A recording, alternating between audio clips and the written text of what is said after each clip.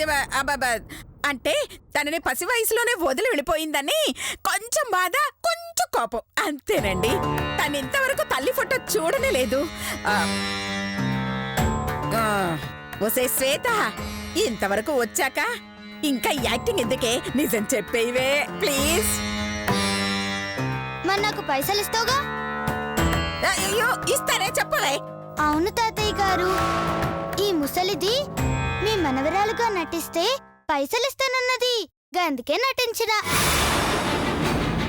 నా పేరు శ్వేత, గదే మీ గీత. ఓయ్ ముసలి, వస్తానే, పైసలు రేపు ఇచ్చేయ్. వస్తా.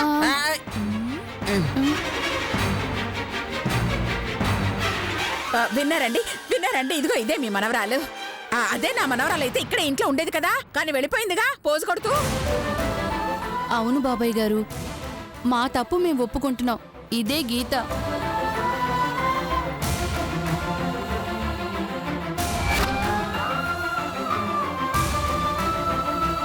ఇదిగో ఈమెనండి మా అమ్మ. ఈ ఫోటోలో మీ నాన్నని చూపించు.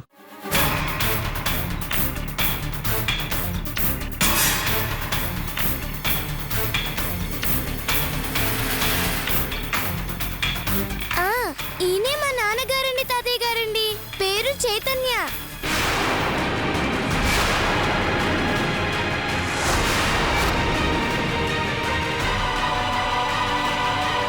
ఈ పాప తండ్రిని గుర్తుపట్టిందంటే ఇది నా మనవరాలే. కానీ ఆ పాప మధుమతిని మా అమ్మ అంటుంది అంటే అది నా మనవరాలే. ఏదో జరుగుతోంది, తెలుసుకుంటాను. అవును, ఇప్పుడు వెళ్ళిపోయిన శ్వేత ఇల్లు ఎక్కడా? అయ్యయ్యో పాపం, చిన్న పిల్ల ఏదో డబ్బు కక్కుర్తి పడాలని నటించిందే తప్ప మిమ్మల్ని మోసం చేయాలని కాదండి. అడ్రస్ చెప్పు చాలు. చెప్తానండి, చెప్తాను.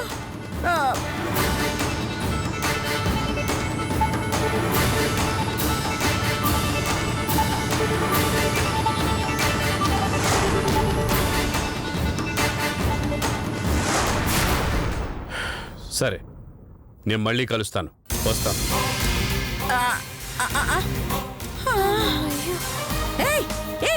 ఏంట్రా వాడు వెళ్ళేవాడు, డబ్బులు ఇచ్చి వెళ్ళొచ్చు కదా. అయ్యో కర్మ, అయింది చాలేదు అత్తయ్య గారు. నేను గీతని కాదని చెప్పారా? అయ్యో దేవుడా, నేను అడిగాను. అయ్యో అమ్మా తల్లి, అయ్యో దేవుడా, డబ్బులు పోయింది, ఈ పిల్ల పోయింది. అమ్మ దేవుడా, అమ్మ ఊరుకమ్మ, బాధపడద్దు. మామా ఏంటి? జర బయటికి వెళ్ళి పెన్సిల్ కొనుక్కొని వస్తా. పరీక్షలు ఉన్నాయి మామా, పెన్సిల్. కొట్టానంటే ఎప్పుడు ఇంట్లో నుంచి బయటికి వెళ్దామని ప్లాన్ వేస్తున్నావా? ఒక్కసారి ఇల్లు దాటి బయటికి వెళ్తే మళ్ళీ ఇల్లు గుర్తురాదు. పరీక్షలు ఉన్నాయి మామా, పెన్సిల్ కావాలి. పరీక్ష రాసే ఫేస్ ఇది. నీకు కావాల్సింది పెన్సిలేగా, నేను తీసుకొస్తా. ఇంట్లో నుంచి కదలకు, కదిలేవంటే కాల్ తీసేస్తా. కూర్చో. వామ్మో, దీని ప్లాన్లు. అమ్మా, అలాంటి వాళ్ళది నిజమైన ప్రేమ కాదు, అది వ్యామోహం.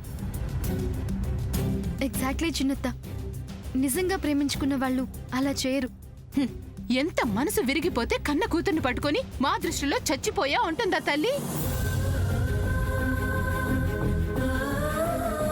అది సరే అమ్మా, తన కూతురుతో తన మాట అనేటప్పుడు ఆమె మాటల్లో వ్యథ, కళ్ళల్లో బాధ గమనించావమ్మా? పెద్దబాబుకు బర్త్డే విషెస్ చెప్పు కూడా వెళ్ళాం కదా.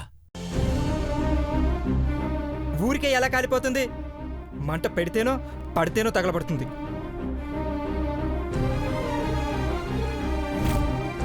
కరెక్ట్ చిన్నబాబు, నీకొచ్చినట్టే నాకు డౌట్ వచ్చింది. పార్వతే షర్టును తగలబెట్టిందనుకుంటా.